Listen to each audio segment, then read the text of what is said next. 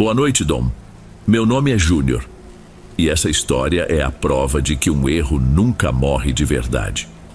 Às vezes, ele só fica quieto, esperando a hora certa de acertar as contas. Eu moro num distrito pequeno no interior de Minas Gerais, um daqueles lugares onde todo mundo se conhece de vista e a vida segue no mesmo ritmo do sol. Minha rotina não tem nada de especial. Trabalho com frete e pequenas entregas pela região. Meu mundo, na maior parte do tempo, é a cabine da minha picape. É uma Pampa velha, ano 91, que herdei do meu pai. A pintura já está toda queimada de sol e tem uns pontos de ferrugem perto das rodas que parecem umas feridas feias na lataria. Eu a chamo de Valente. É teimosa, barulhenta, mas nunca me deixou na mão. Pelo menos não voltou a falhar até o ano passado. Minha esposa, a Elisa, sempre diz que eu tenho mais carinho pela lata velha do que por ela. É brincadeira, claro. Elisa é o meu chão. Foi ela quem me segurou quando tudo desabou, 5 anos atrás. Ela tem um jeito quieto de cuidar das coisas, sem precisar de muita palavra. O nosso amor é assim.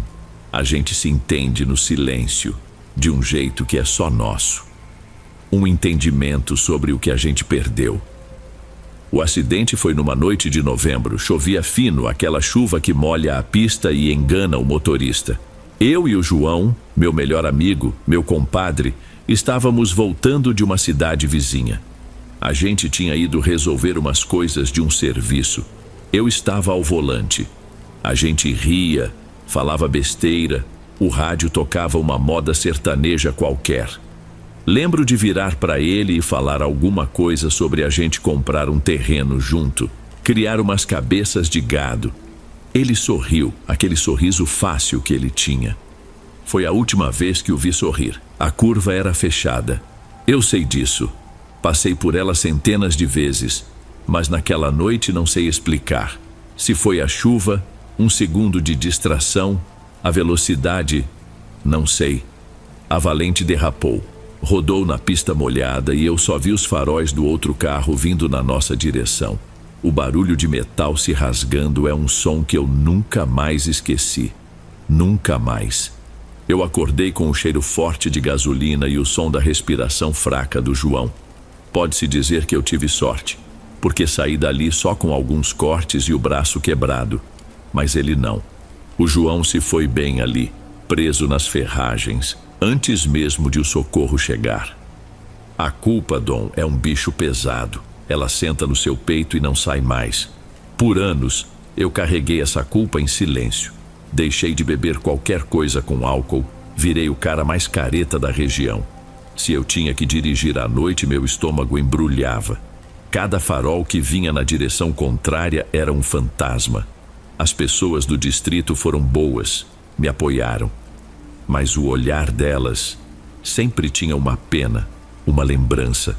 E o pior era encontrar o Marcelo, irmão mais velho do João.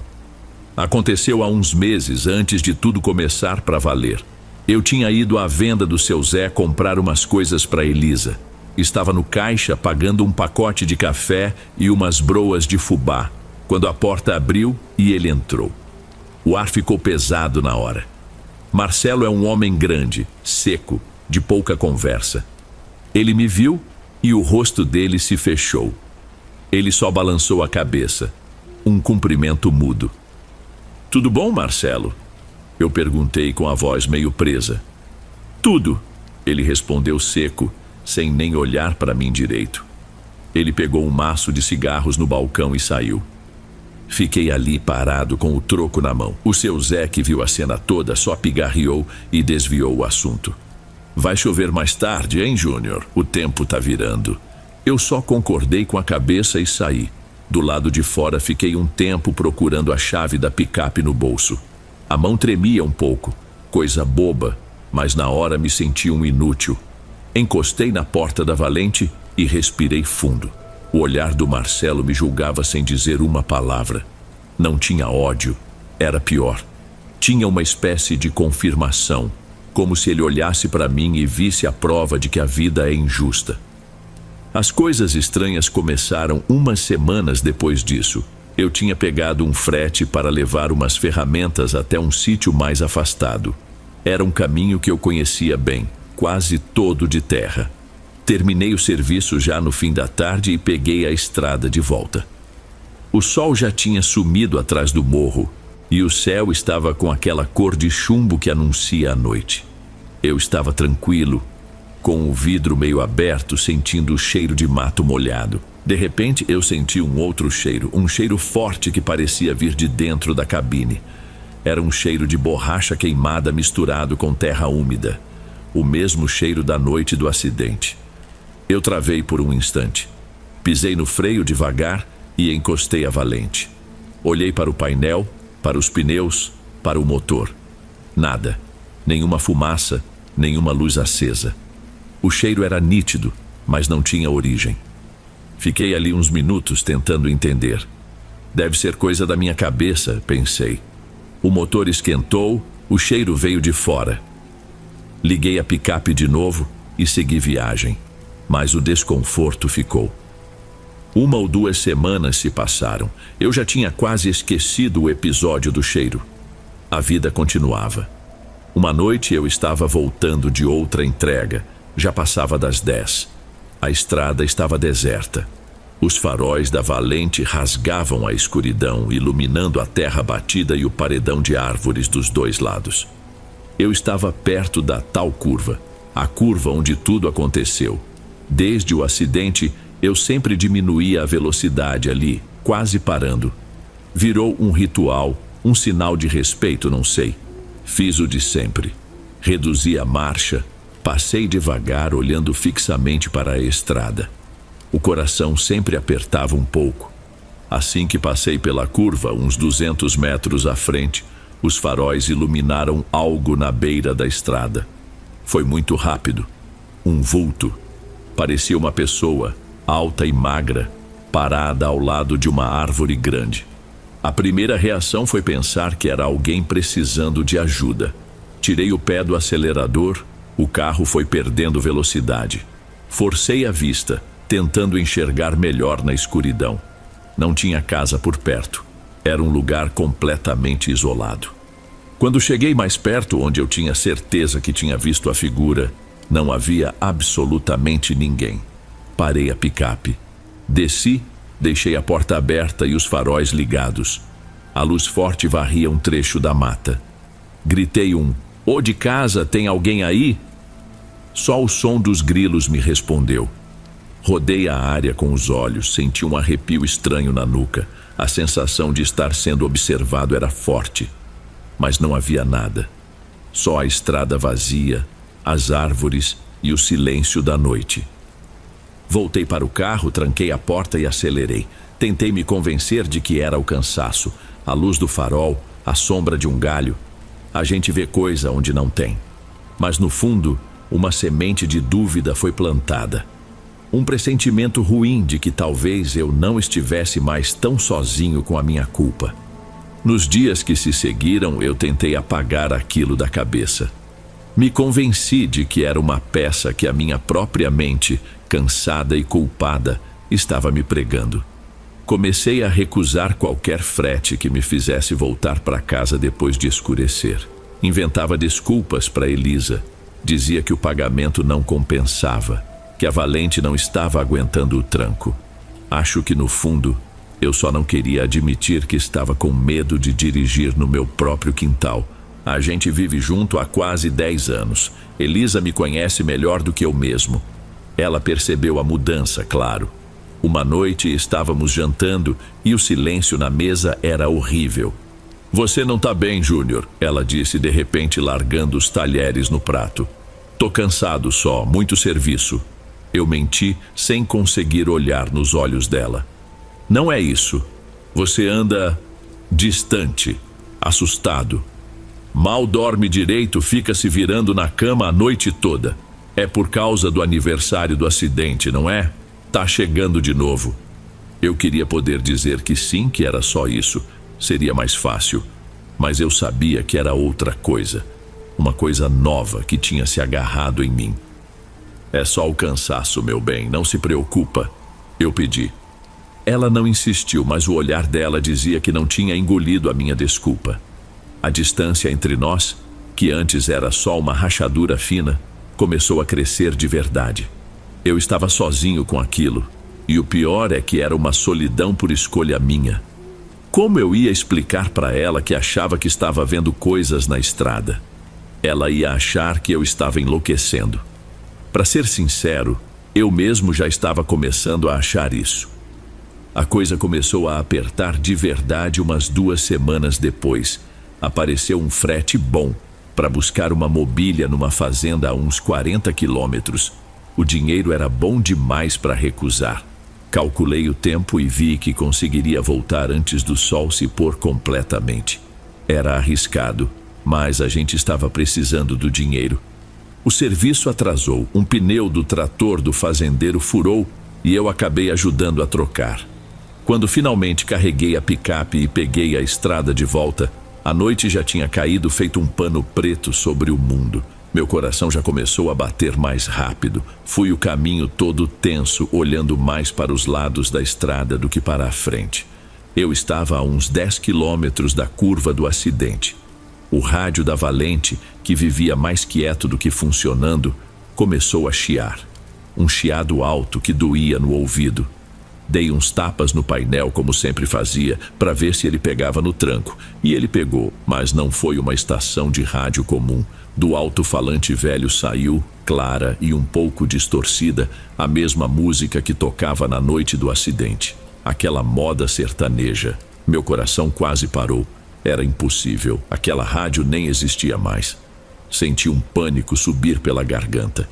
Afundei a mão no botão para desligar. Mas o som continuou por uns 3 segundos, antes de morrer num chiado final e dar lugar ao silêncio. Um silêncio que parecia ainda mais barulhento. Acelerei, eu só queria chegar em casa, sair daquela escuridão. O resto do caminho foi um borrão. Quando finalmente parei a Valente na frente de casa, minhas mãos tremiam tanto que mal consegui tirar a chave da ignição. Elisa abriu a porta antes mesmo de eu descer. A luz da sala me pegou em cheio e ela viu o meu estado. Meu Deus, Júnior, o que aconteceu? Você tá pálido. Eu não consegui responder, só entrei, fui até a cozinha e bebi um copo d'água de uma vez só. Ela veio atrás de mim. Fala comigo, você bateu o carro?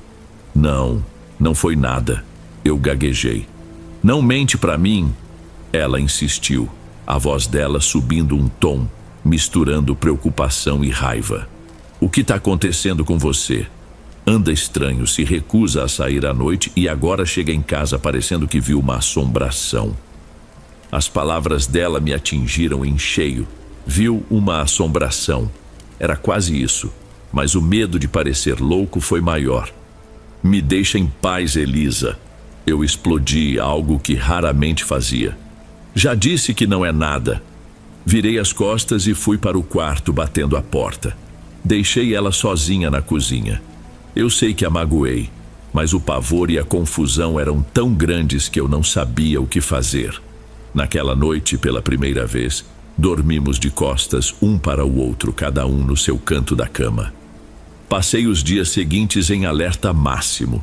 Cada sombra parecia uma ameaça, cada barulho da noite era um sinal. O medo tinha se tornado meu companheiro constante. A gota d'água, o momento em que eu tive certeza de que não era coisa da minha cabeça, aconteceu numa tarde cinzenta de sábado. Tinha chovido um pouco e o ar estava úmido. Fui até a cidade vizinha resolver umas coisas no banco. Na volta, no meio de uma reta longa, cercada de pasto dos 2 lados, a Valente começou a engasgar. Tossia, perdia força até que o motor morreu de vez. Xinguei baixo, frustrado. Não era a primeira vez que ela fazia isso. Encostei no acostamento de terra. Desci, abri o capô e fiquei ali olhando para aquele emaranhado de fios e peças. Eu entendia um pouco de mecânica, o suficiente para me virar. Vi que um dos cabos da bateria estava frouxo. Apertei, limpei os contatos com um pano que sempre deixo no carro e fechei o capô. Tinha certeza de que era só aquilo. O dia estava nublado, melancólico, e eu só queria ir para casa. Voltei para a cabine, o cheiro de mofo e gasolina me recebendo como sempre. Bati a porta, o som ecoando no silêncio da estrada vazia. Respirei fundo e me virei para dar a partida. Foi quando olhei, por puro reflexo, para o espelho retrovisor do lado do passageiro. Por uma fração de segundo, meu coração parou. Juro por tudo que é mais sagrado, Dom. Refletido no espelho, sentado no banco ao meu lado, estava ele. A mesma figura alta e magra. Não vi o rosto, só a silhueta escura, a cabeça um pouco curvada para a frente. Um calafrio violento me sacudiu. Virei a cabeça na velocidade de um relâmpago, o pescoço estalando. O banco estava vazio e não havia ninguém. Só o vinil rasgado do assento e o silêncio. Minha respiração estava curta, ofegante. Foi o reflexo. Minha mente gritava. A janela molhada, a luz cinzenta, foi um reflexo. Eu estava repetindo isso para mim mesmo como um mantra, tentando acalmar o terror que tomava conta de mim. Eu estava pronto para ligar o carro e cantar pneu dali, fugir, não importava como.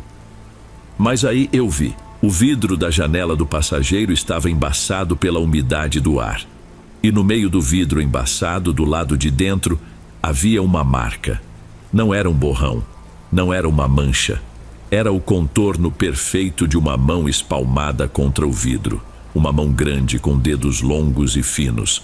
A marca estava nítida, como se alguém tivesse acabado de pressionar a mão ali. E a palma. A impressão deixada no vidro parecia úmida, suja de uma terra escura, quase como se a pele estivesse ferida. Fiquei paralisado, olhando para aquela marca, a prova irrefutável. Uma frieza que não vinha do tempo lá fora parecia emanar daquele ponto, um frio esquisito dentro da cabine.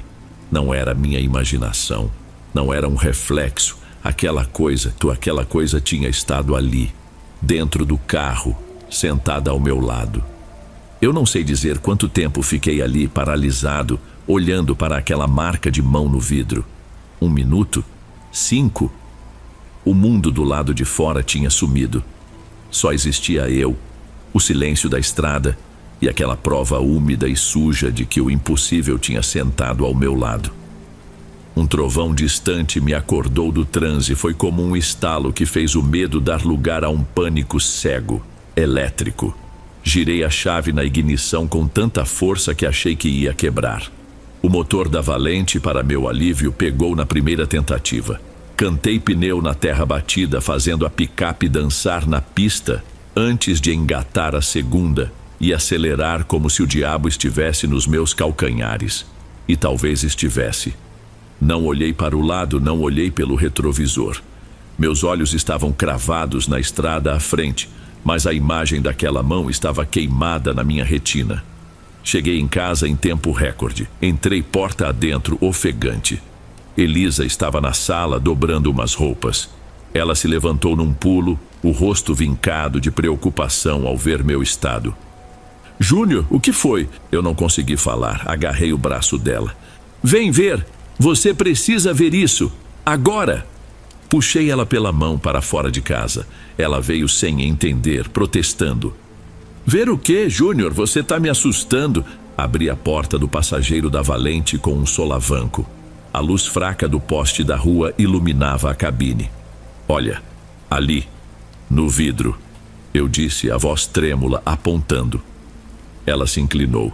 Vi os olhos dela se arregalarem. Ela ficou em silêncio por um longo tempo, apenas encarando a marca de mão no vidro embaçado. O ceticismo, a preocupação com a minha sanidade, tudo isso sumiu do rosto dela e deu lugar a uma expressão que eu conhecia bem, porque era a mesma que eu via no espelho todos os dias. Medo puro. Meu Deus! Ela sussurrou, a mão cobrindo a própria boca. Ela se afastou do carro, como se ele estivesse amaldiçoado. É real mesmo. Naquela noite a barreira entre nós caiu. Eu contei tudo. O cheiro de queimado, a figura na beira da estrada, o rádio, a silhueta no banco. Contei com a urgência de quem se afoga e finalmente encontra uma mão para se segurar. Ela me ouviu em silêncio, segurando minhas mãos com força, os olhos cheios de lágrimas. Pela primeira vez em muito tempo, eu não estava mais sozinho naquilo. Mas agora, o medo tinha se tornado nosso. A gente precisa de ajuda, Júnior, ela disse com a voz firme e decidida. Ajuda de verdade. Eu conheço uma senhora lá perto do sítio da minha tia, uma benzedeira. Dizem que ela é muito forte. A gente tem que ir lá, amanhã. Eu, que nunca dei muita bola para essas coisas, concordei sem hesitar. Eu aceitaria qualquer ajuda. Mas o amanhã não chegou como a gente esperava. O telefone tocou de madrugada. Era minha irmã do outro lado da linha, chorando. Minha mãe, que morava sozinha em outra cidade, tinha sofrido uma queda. Estava no hospital, tinha batido a cabeça e o estado era grave. O mundo pareceu desabar de novo. Minha irmã pediu que eu fosse para lá o mais rápido possível. Desliguei o telefone e olhei para Elisa. O rosto dela estava pálido. Você não vai, ela disse taxativa. Não à noite. A gente vai de manhã assim que o dia clarear. Eu preciso ir agora, Elisa. É a minha mãe. Júnior, pelo amor de Deus, você não pode. Não depois do que aconteceu. Nós discutimos. Ela implorou, chorou, chegou a se agarrar em mim, mas a imagem da minha mãe, sozinha num leito de hospital, foi mais forte que o meu medo. Eu tinha que ir. Prometi a ela que teria cuidado, que iria rezando o caminho todo, que ligaria assim que chegasse. Coloquei dentro do bolso um santinho velho que ela me deu e saí. A noite estava fechada, sem lua, sem estrelas, e como se para completar o cenário de um pesadelo, uma tempestade começou a se formar no horizonte. Os primeiros quilômetros foram tensos, mas tranquilos. Eu dirigia com o triplo de atenção, mas quando peguei a rodovia principal, o céu desabou. Uma chuva torrencial, violenta. Os limpadores de para-brisa da Valente mal davam conta e a visibilidade era quase zero. Raios cortavam o céu, iluminando a cortina de água por uma fração de segundo. Eu estava no meio do nada absoluto quando a picape começou a falhar. Primeiro, os faróis piscaram, me deixando na escuridão por um instante. Depois, o motor engasgou. 1, 2, 3 vezes. Eu bombeava o acelerador, rezando para todos os santos que conhecia. Mas não adiantou. Com um tranco final, o motor morreu. Os faróis se apagaram de vez. A picape foi parando lentamente no acostamento, mergulhada numa escuridão quase total, com o som da chuva martelando o teto de metal. O pânico tomou conta de mim. Tentei dar a partida mais uma vez, mas nada. O painel continuava morto. Foi quando eu bati no volante com força, com um grito de raiva e desespero preso na garganta. Eu estava preso, no meio de uma tempestade, na escuridão, a quilômetros de qualquer lugar. Foi quando um relâmpago iluminou a estrada à minha frente. E eu vi. No meio do asfalto molhado, a uns 20 metros, havia um corpo. Parecia um animal, um bode. Grande, preto, estirado no chão, com os chifres retorcidos num ângulo estranho. A imagem era macabra. Meu primeiro instinto foi ficar dentro do carro, mas o desespero de estar ali parado era maior. Talvez eu pudesse usar o celular, mas claro, estava sem sinal. Pensei em sair, tentar sinalizar se algum carro passasse, por mais impossível que parecesse. Abri a porta e o vento com chuva me atingiu com força. Mal tinha colocado um pé para fora quando ouvi um sussurro, quase inaudível no meio do barulho da tempestade. Mas eu ouvi, claro como o dia. Você me deixou morrer, Júnior. Era a voz do João, mas não era só ela. Por baixo havia um eco arrastado, distorcido, como se as palavras fossem forçadas a passar por uma garganta cheia de terra molhada.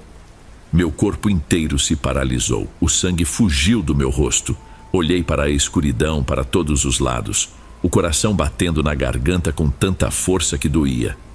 Quem tá aí? Gritei, a voz saindo fraca, patética. Outro relâmpago. A luz branca e fria rasgou a noite.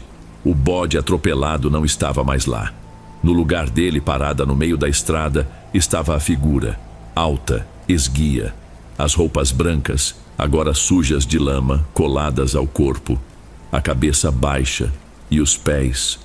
Mesmo de longe, eu podia ver que estavam descalços, feridos, na água que corria pelo asfalto. Ele levantou a cabeça, devagar, e o relâmpago brilhou uma última vez. Não vi um rosto. Vi uma sombra, um buraco escuro onde o rosto deveria estar. E acima, saindo da testa, duas formas curtas, grossas, escuras. Chifres. Ele não correu. Ele simplesmente se moveu na minha direção com uma velocidade que não era normal. Num piscar de olhos estava em cima de mim. Fui jogado para trás com uma força brutal, batendo as costas na lateral da picape. O ar saiu dos meus pulmões num sopro. Tentei gritar, mas o que saiu foi um som engasgado. Senti umas mãos fortes, geladas e ásperas como lixa me agarrarem pela camisa e no instante seguinte fui arrancado do chão como se eu fosse um boneco de pano. Logo em seguida, comecei a ser arrastado pela lama do acostamento em direção ao mato escuro. Eu me debatia, chutava, mas era inútil. A força daquilo era sobrenatural. As costas ardiam, os galhos arranhavam meu rosto, a lama e a água entravam na minha boca. E o som, um som horrível saía daquela coisa. Não era um grito, não era um rosnado, era um balido, o balido de um bode, mas gutural, distorcido, cheio de ódio e prazer. Um som que prometia uma dor sem fim, num lugar onde nenhuma luz jamais chegaria. Enquanto eu era arrastado, o mundo se tornou um borrão de dor, lama e pânico. A única coisa nítida era aquele balido medonho, um som que parecia rasgar o ar. Eu sentia o cheiro de pelo molhado, de terra revirada, um fedor de coisa antiga e errada. Eu sabia que estava sendo levado para morrer no meio daquele mato. De repente ouvi outro som por baixo do barulho da tempestade. Água. Água correndo com violência. Estávamos perto de um córrego que com aquela chuva tinha virado um rio furioso. Em um ato final de puro instinto de bicho acuado, eu me agarrei a uma raiz grossa que saía do barranco. Meu corpo travou. A criatura me puxou com uma força que quase deslocou meus ombros, mas eu não soltei. Gritei, um som sem palavras, pura agonia. Com a mão livre soquei o que achava que era o braço que me segurava. Senti algo se quebrar sob meus nós dos dedos, mas não sei se foi a minha mão ou a coisa. Ela soltou um guincho agudo, um som de dor e surpresa, e afrouxou o aperto por um segundo. Nesse instante, o santinho que Elisa tinha me dado caiu do meu bolso da camisa, tocando diretamente no peito da criatura. Ela soltou um berro medonho, um som que não era de dor, mas de queimadura, e me largou de vez, como se eu fosse brasa viva. Com o tranco de ser solto tão de repente, meu corpo foi arremessado de lado, para dentro da escuridão. Não senti o chão. Senti o impacto gelado e brutal da água. A correnteza me pegou, me virou, me afundou. Bati a cabeça em algo duro, uma pedra talvez. E então, tudo ficou quieto e escuro. A próxima coisa que senti foi o sol fraco no meu rosto e uma dor que parecia vir de cada célula do meu corpo. Abri os olhos. Eu estava deitado na margem lamacenta do córrego, enroscado em um monte de galhos e lixo que a enchente tinha trazido. Tateei o bolso da camisa, mas estava vazio. A correnteza tinha arrastado o santinho, levando junto a única proteção que eu ainda tinha. Tentei me mover e um gemido de dor escapou da minha boca. Foi quando ouvi uma voz. Moço, ei, consegue me ouvir? Fica quieto aí, o socorro tá vindo. Um senhor de chapéu de palha estava parado a alguns metros, me olhando com uma mistura de susto e pena. Ele me encontrou quando foi checar sua cerca depois da tempestade. Eu acordei de verdade já num hospital. A primeira coisa que percebi foram as luzes brancas e o cheiro de álcool. E então, eu a vi. A Elisa estava sentada numa cadeira ao lado da cama, o rosto inchado de tanto chorar. Ela segurou minha mão e disse que eu estava vivo, que era um milagre. Eu tentei contar para ela, para os médicos, para o policial que veio fazer perguntas. Contei sobre a picape ter morrido, sobre o homem com chifres, sobre ser arrastado. Eles ouviam com paciência, anotavam coisas em suas pranchetas, mas o olhar deles era sempre o mesmo. O olhar que se dá a um homem em choque, delirando. A história oficial foi montada de um jeito que fazia todo o sentido. Minha picape foi encontrada numa vala na beira da estrada com a frente amassada. Eu, provavelmente desorientado pela batida na cabeça, saí no meio da tempestade, caí no córrego que estava transbordando e fui arrastado pela correnteza por quase 1 quilômetro, onde o fazendeiro me encontrou. Os arranhões, os cortes, os ossos quebrados, tudo era compatível com a história. Era uma explicação limpa. Uma explicação que não tinha espaço para monstros. Havia apenas um detalhe que o médico não soube explicar: a fratura na minha mão direita. Ele disse que os ossos quebraram de um jeito estranho, com uma compressão que não era compatível com uma queda ou com um acidente, mas sim como se eu tivesse socado algo duro, como uma parede de concreto.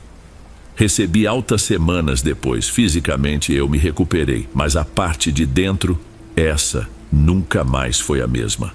Vendi a Valente para o ferro velho. Não consegui nem entrar nela de novo. O dinheiro que peguei mal deu para pagar umas contas. Hoje não dirijo mais. Faço uns bicos aqui pelo distrito, capinando um quintal, ajudando numa pequena obra. Ando a pé ou de bicicleta. E nunca mais saio de casa depois que o sol se põe. Elisa ficou comigo, ela cuida de mim, mas o nosso silêncio de antes, que era de conforto, hoje é um silêncio de medo. Ela sabe a verdade, e esse segredo vive conosco, como um animal de estimação que não podemos ver, mas sentimos o peso dele andando pela casa. Às vezes à noite eu fico pensando, não sei dizer o que era aquela coisa, se era o diabo, um espírito da mata, não sei. Mas no fundo, eu acho que não importa. O que importa é que ele só veio até mim por um motivo. Ele veio porque eu o chamei. Chamei naquela noite 5 anos atrás, quando deixei meu melhor amigo morrer numa curva escura. Acho que existem culpas que são tão grandes, tão pesadas, que elas ganham vida própria. Elas andam por aí com os pés descalços e feridos, procurando um jeito de te fazer pagar. Eu paguei a minha dívida. E o troco é essa vida que levo agora, sempre olhando por cima do ombro, esperando a próxima cobrança.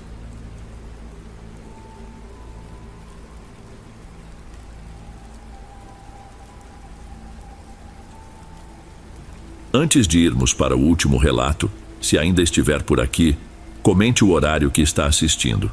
Gosto de saber quem assiste os relatos até o final. Bem, vamos continuar.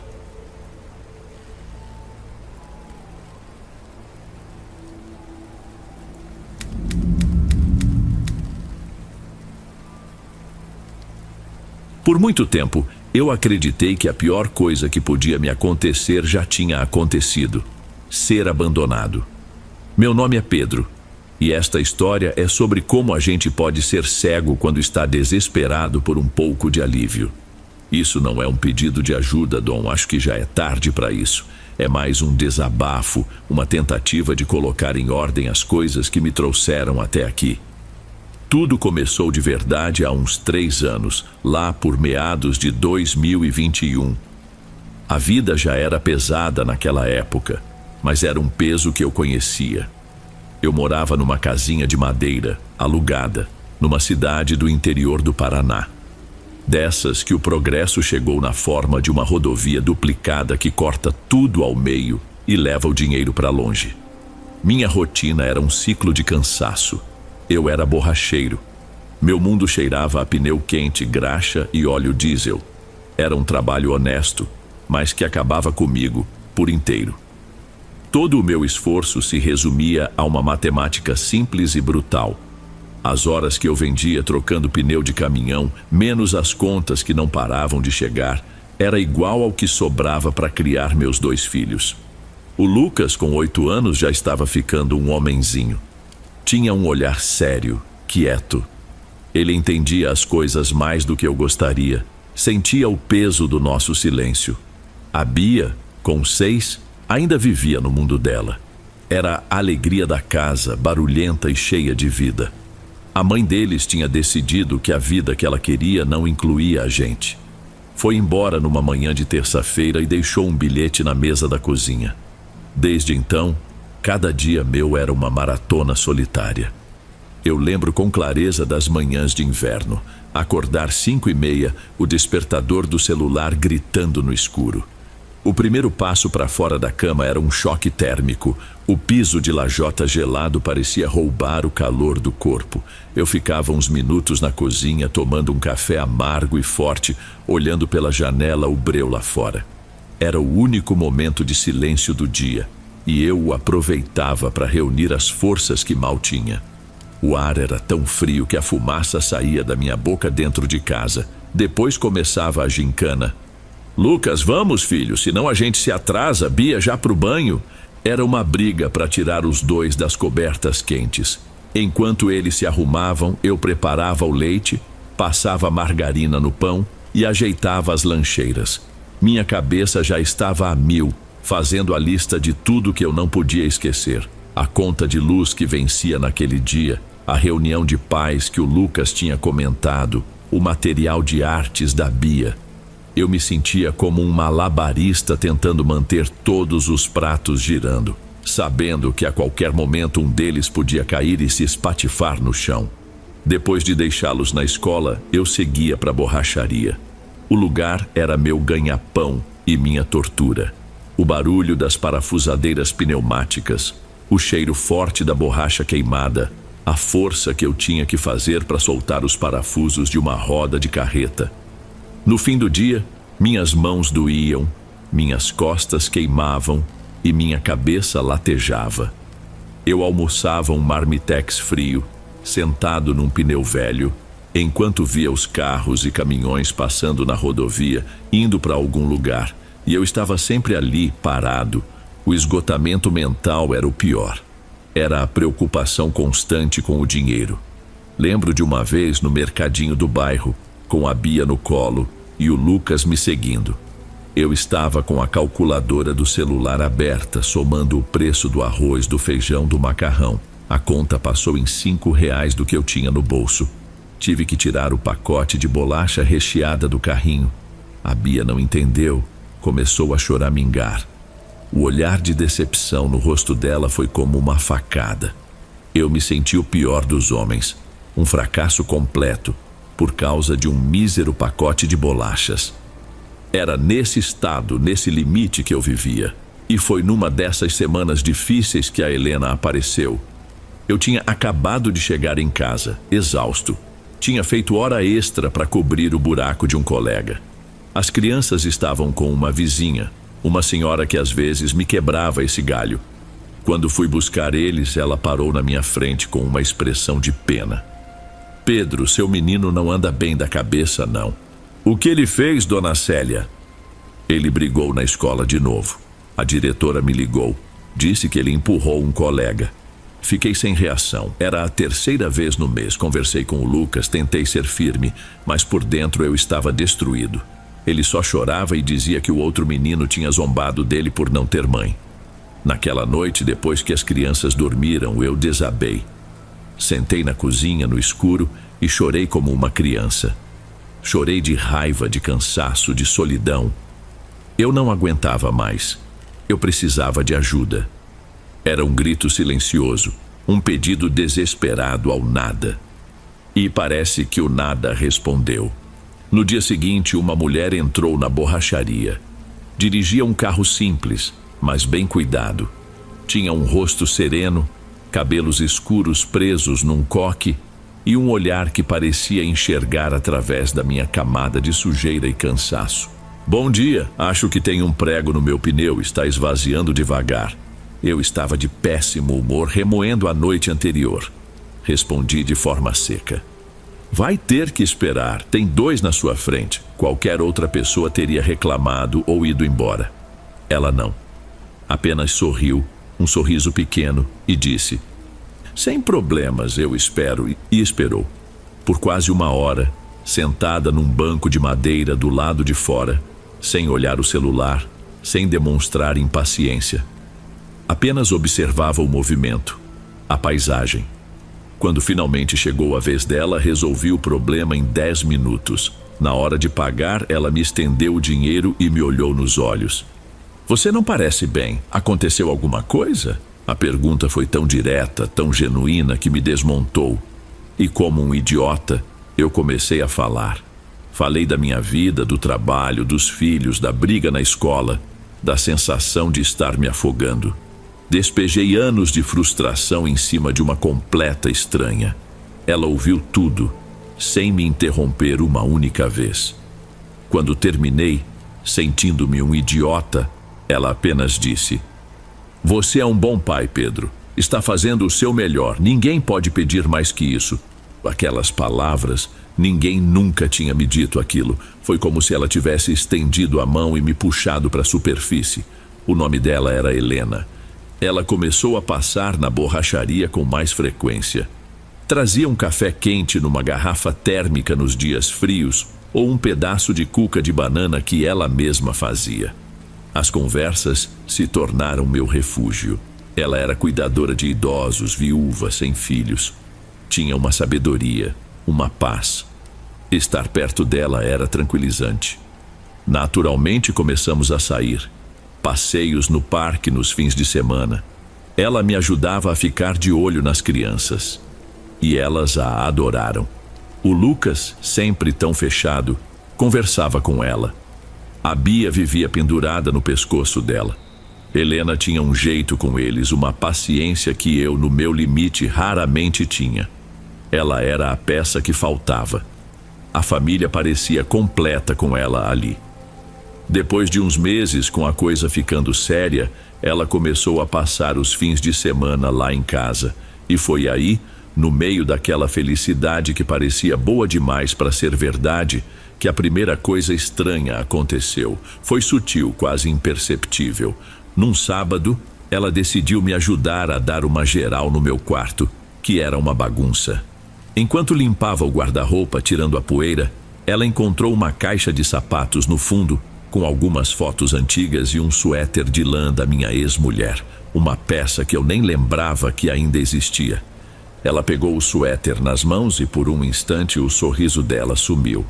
O rosto ficou completamente liso, sem expressão nenhuma.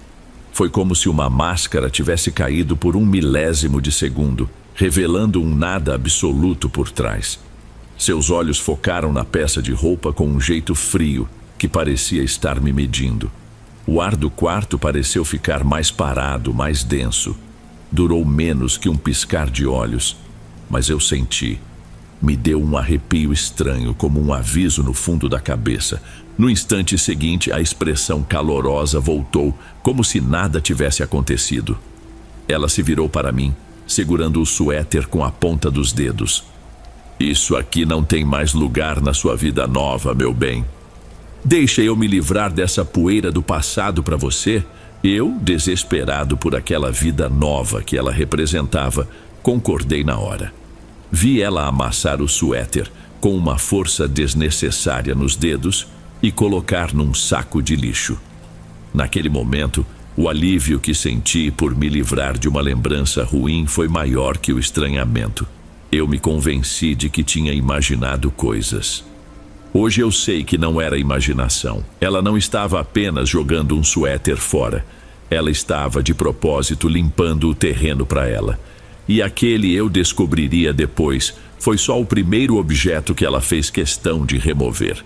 Aquele episódio do suéter deveria ter sido o meu primeiro grande alerta. Mas a verdade é que eu não queria ver. Quando um cara está se afogando, ele não reclama se a boia que jogam para ele é da cor errada. E a Helena, para mim, era mais que uma boia, era um bote salva-vidas. A ideia de ela se mudar para minha casa veio dela, mas de um jeito tão natural que pareceu que a sugestão tinha sido minha. Foi numa noite de domingo, depois de um dia perfeito. A gente tinha levado as crianças para tomar sorvete e elas tinham voltado para casa exaustas e felizes. Depois que dormiram, ficamos na sala conversando baixo. Sabe, Pedro, Ela começou ajeitando uma almofada no meu sofá velho. A gente gasta tanto dinheiro à toa, né? Eu pago o meu aluguel, você paga o seu. Eu passo mais tempo aqui do que na minha própria casa. Não faz muito sentido. Eu sabia onde ela queria chegar. Meu coração deu um pulo. Uma parte de mim, a parte sensata, gritava que era cedo demais. Mas a outra parte, a exausta, a que sentia o peso do mundo nas costas, via ali a solução de todos os problemas. Ela me ajudaria com as contas, estaria ali de manhã para me ajudar com as crianças, estaria em casa quando eu chegasse podre de cansado. Você está me convidando para morar junto, Helena? Estou dizendo que seria mais inteligente e eu ia adorar acordar com vocês todos os dias. Uma semana depois, ela se mudou. Não tinha muita coisa. 2 malas de roupa, uma caixa com itens de cozinha e outra com objetos pessoais. Ela chegou e virou a casa de cabeça para baixo, arrumando tudo. A primeira coisa que ela fez foi uma limpeza geral. E não era só faxina. Ela trocou os móveis de lugar, comprou cortinas novas com o próprio dinheiro e, aos poucos, foi se livrando de tudo que representava a minha vida antes dela. O porta-retrato com uma foto minha e da minha ex-mulher sumiu da estante. Pratos e copos velhos foram substituídos. Ela dizia que estava renovando as energias da casa. E eu, vendo tudo mais bonito e arrumado, só conseguia agradecer. Mas aos poucos eu comecei a me sentir como um convidado na minha própria casa. A rotina já não era minha. O horário do jantar era o horário que ela estipulava. A programação da TV era a que ela gostava. Se eu deixava uma ferramenta fora do lugar, ela vinha atrás com um pano, limpando e guardando com um sorriso que não chegava aos olhos. A mudança mais drástica, no entanto, foi com as crianças. A paciência infinita do início começou a dar lugar a uma rigidez que me assustava. As regras se tornaram severas. Brinquedos não podiam ficar na sala. Risadas altas durante a novela dela eram repreendidas com um shh cortante. Lembro de um sábado à tarde. A Bia, na sua empolgação de 6 anos, correu pela sala e tropeçou, derramando um copo de suco de uva no tapete. Foi um acidente, uma coisa boba. Mas a reação da Helena foi imediata e desproporcional. Beatriz! A voz dela soou dura, fria. Olha a sujeira que você fez. Quantas vezes eu já pedi para não correr com o copo na mão? Você não me escuta? A Bia ficou paralisada, os olhinhos arregalados e começou a chorar. Um choro assustado, sem som. Calma, Helena, foi sem querer, é só limpar. Ela me fuzilou com o olhar. É assim que você educa, Pedro? Passando a mão na cabeça? Por isso o Lucas é daquele jeito. As crianças precisam de limites, de firmeza. Se você continuar sendo mole, eles vão crescer sem respeito por nada. Fiquei sem resposta. Ela falava com tanta convicção que por um momento cheguei a duvidar de mim mesmo. Talvez eu fosse mole demais mesmo. Pensei, tentando me convencer de que o jeito dela era o certo. Então eu me calei. E ao me calar, eu dei a ela a permissão para continuar. Pouco tempo depois veio a notícia. Helena chegou em casa do trabalho com o rosto abatido. Disse que a família do senhor que ela cuidava tinha decidido colocá-lo num asilo e que tinham dispensado os serviços dela. Fiquei preocupado, claro. Perguntei como podia ajudar. Não se preocupa, meu amor. Eu sou boa no que faço, logo arrumo outra coisa. Pelo menos agora vou ter mais tempo para cuidar de vocês. Os dias viraram semanas. As semanas, meses, e o novo emprego não aparecia. Todas as despesas da casa caíram sobre mim. Eu comecei a fazer mais horas extras, a pegar bicos nos fins de semana. O cansaço virou parte de mim, não passava mais. Eu chegava em casa e só queria desabar na cama. Mas Helena sempre me esperava com uma lista de queixas. A casa dava muito trabalho, as crianças não obedeciam. Eu não dava atenção suficiente a ela. Foi nessa época que comecei a me sentir doente. Uma fraqueza estranha, uma fadiga que não passava. Acordava mais cansado do que quando ia dormir. Tinha dores de cabeça constantes e uma sensação de peso no corpo, como se a gravidade me puxasse mais para baixo. Fui ao posto de saúde, fiz exames. Não deu nada. O médico disse que era só estresse, excesso de trabalho e me receitou umas vitaminas. Helena cuidava de mim. Fazia chás de ervas com um cheiro forte e adocicado, que segundo ela eram para fortalecer. Eu bebia tudo, grato pelo cuidado, mas a fraqueza só piorava. Eu estava emagrecendo e uma palidez estranha tinha tomado conta do meu rosto.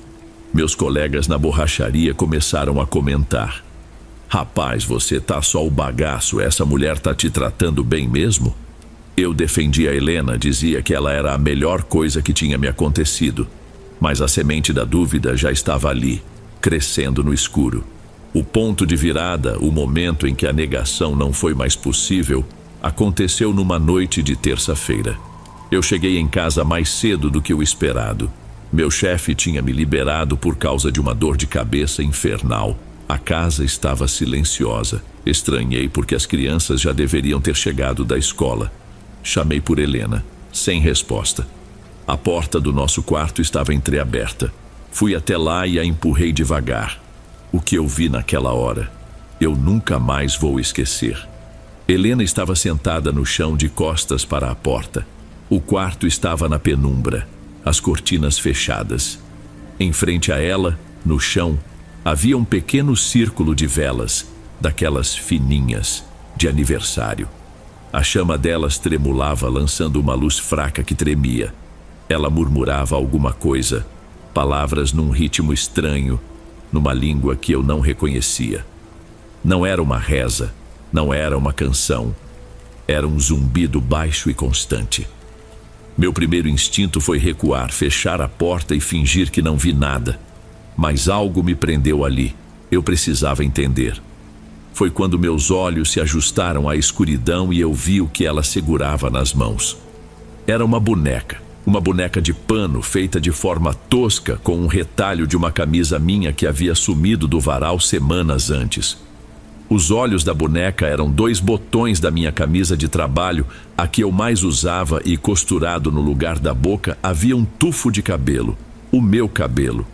Lembrei de uma noite em que ela, brincando, tinha cortado uma mechinha minha, dizendo que era para guardar de lembrança.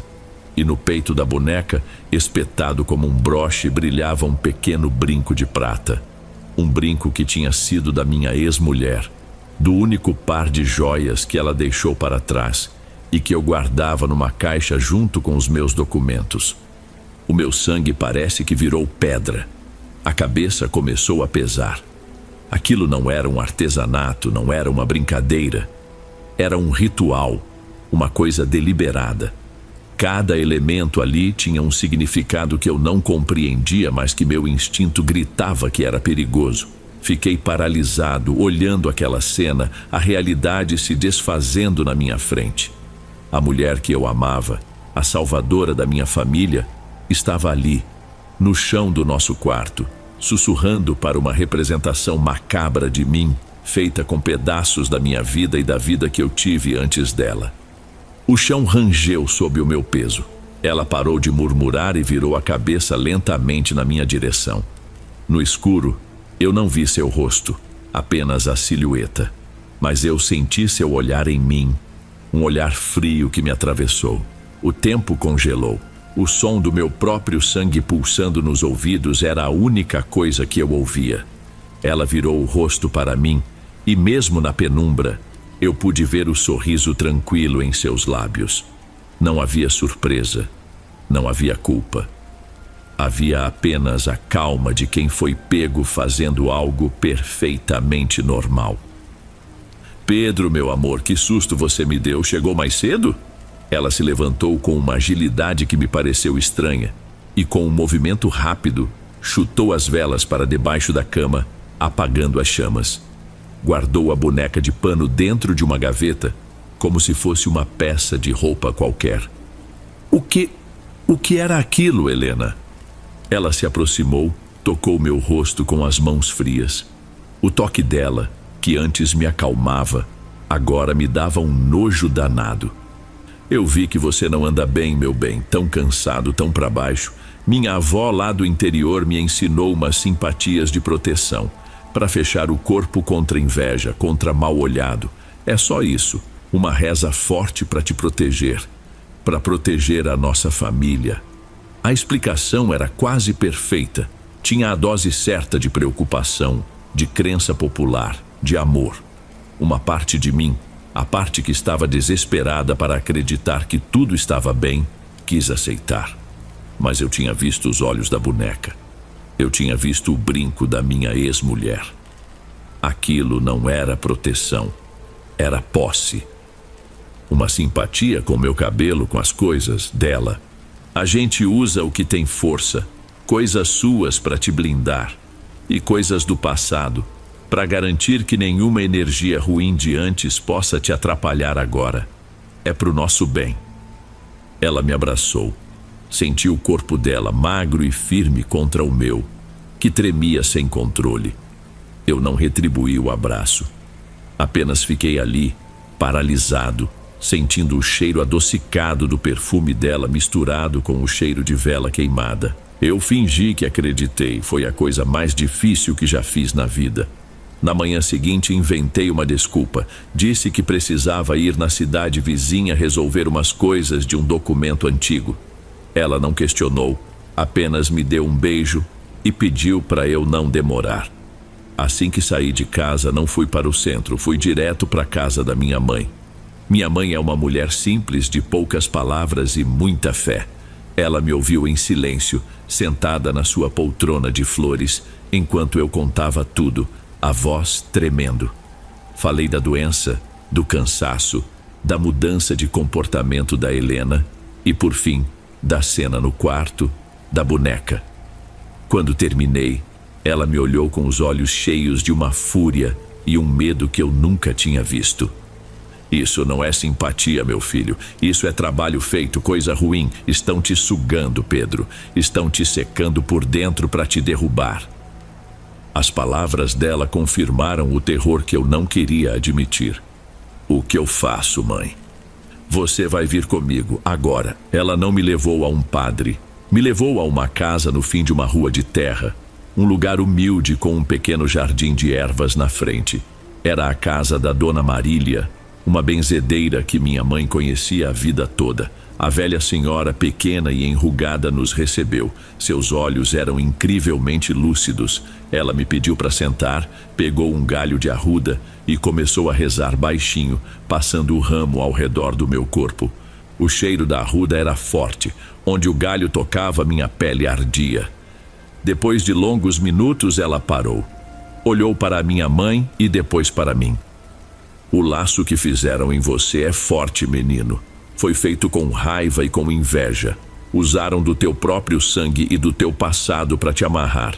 Essa mulher, ela não quer ser parte da tua família. Ela quer a tua família para ela. Quer tomar o teu lugar de força e apagar tuas raízes. Cada palavra era um soco no meu estômago. Tem como quebrar? O mal só se quebra na raiz. Eu posso te limpar, te dar força. Mas o nó principal, a âncora que ela usou, está dentro da tua casa.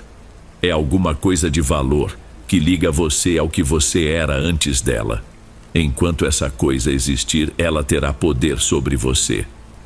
Foi a sua permissão que a deixou entrar, e só a sua vontade pode expulsá-la. Só você pode destruir isso. Você precisa ter coragem. Saí de lá com o corpo leve, mas com a cabeça destruída. Dona Marília me deu um saquinho de pano com sal grosso e umas folhas secas para eu colocar debaixo do meu travesseiro. A proteção me deu um pingo de coragem, mas o medo ainda era um monstro. Voltei para casa no fim da tarde. Helena me recebeu com um jantar especial. Ela estava mais carinhosa do que nunca. Senti que ela estava desconfiada, tentando me puxar de volta. Eu comi em silêncio, tentando agir normalmente.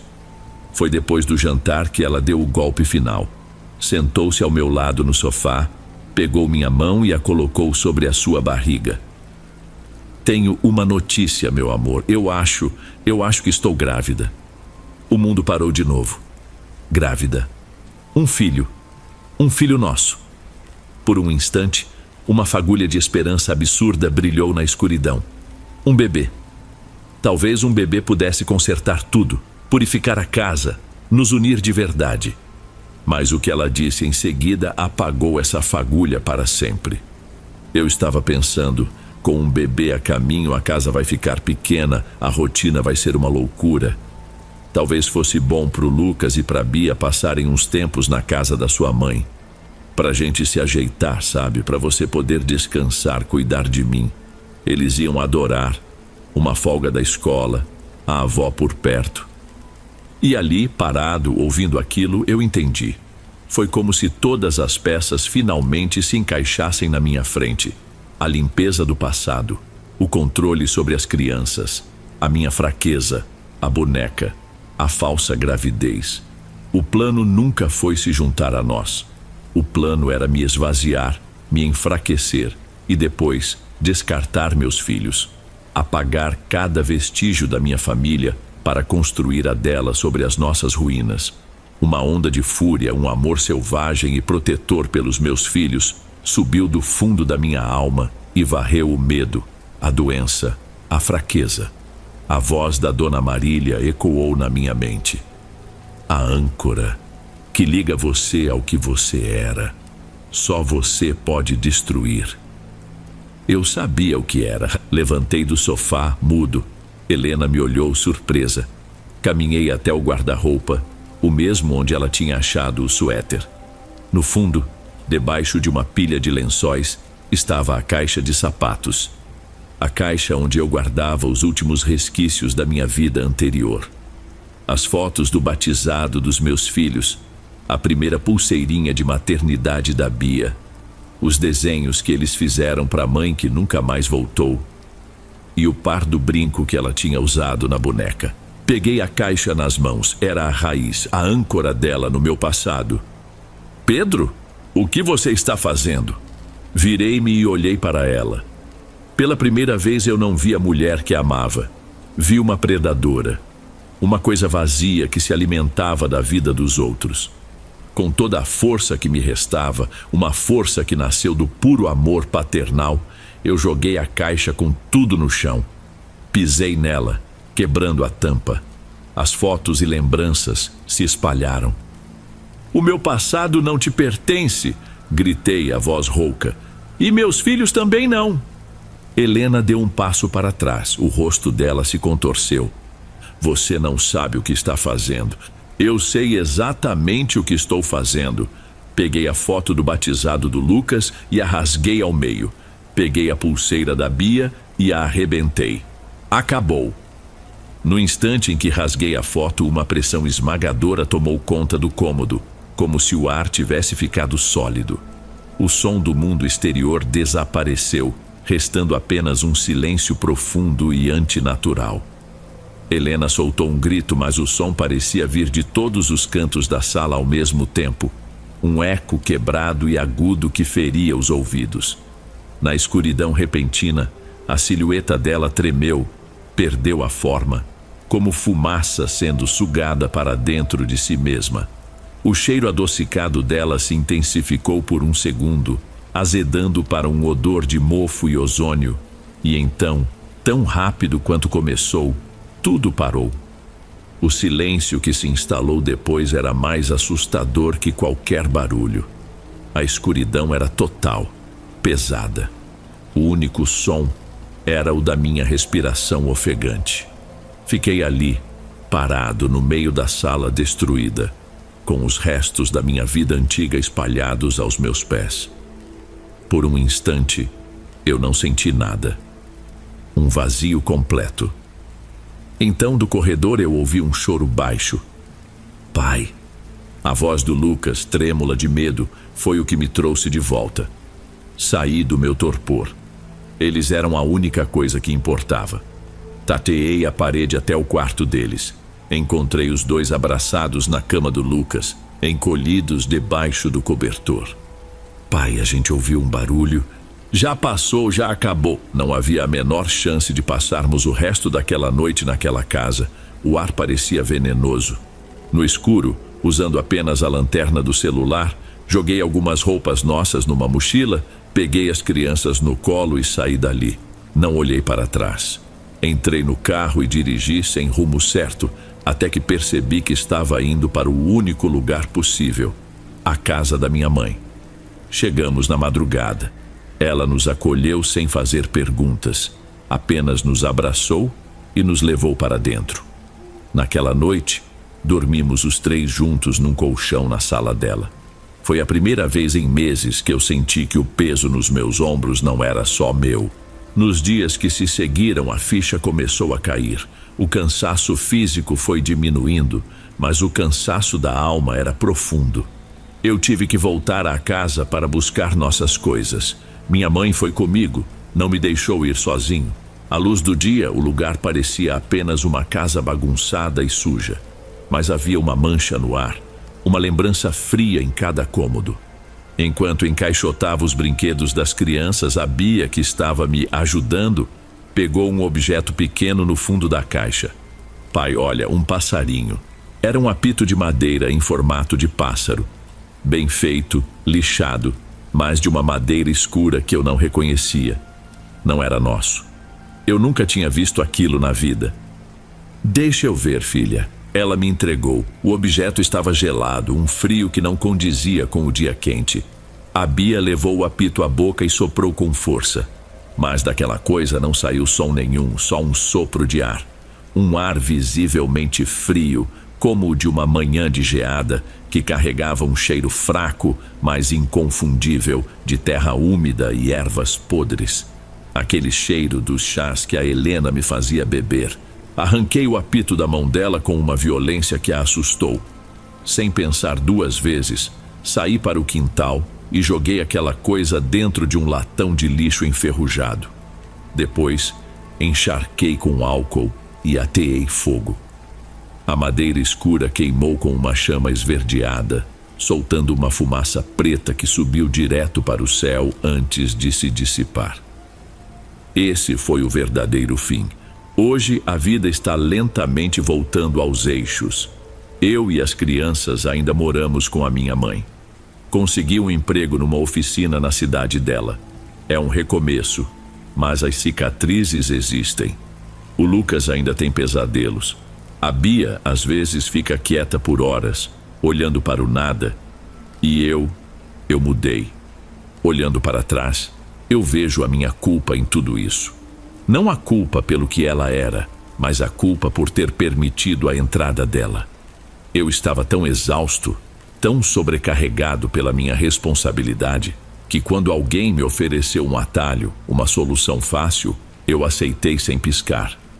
Ignorei os sinais, justifiquei os absurdos, fechei os olhos para a verdade porque a mentira era mais confortável. Ela só encontrou um terreno fértil na minha fraqueza. Eu não sei o que era a Helena, não sei se era uma mulher, um espírito, uma coisa. Mas hoje eu entendo que o verdadeiro mal não precisa de chifres e rabo. Às vezes, ele tem um sorriso doce e te oferece exatamente aquilo que você mais precisa. E o preço que ele cobra é sempre a sua alma.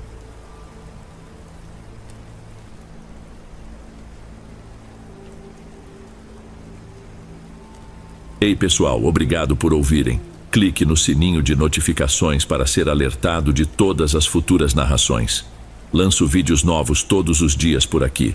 Espero te ver nos próximos. Agora na tela vou deixar outros 2 bons vídeos que sei que irão gostar. Te vejo por lá.